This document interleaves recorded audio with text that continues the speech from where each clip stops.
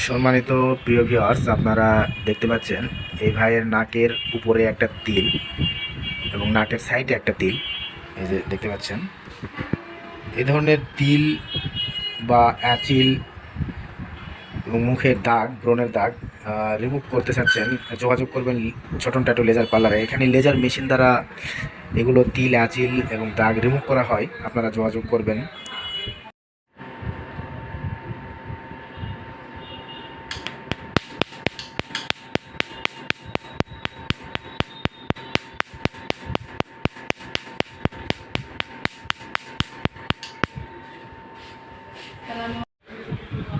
প্রিয় ভিউয়ার্স, আপনারা দেখতে পাইলেন এখানকার দুটো তিল রিমুভ করে দিলাম লেজার মেশিন দ্বারা।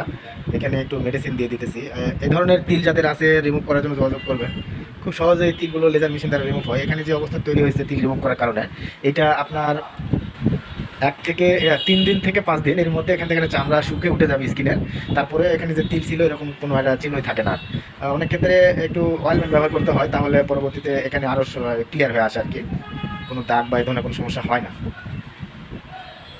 আপনারা যাদের এরকম তিল আছে রিমুভ করতে চাচ্ছেন, যোগাযোগ করবেন ছোটন ট্যাটু লেজার পার্লারে।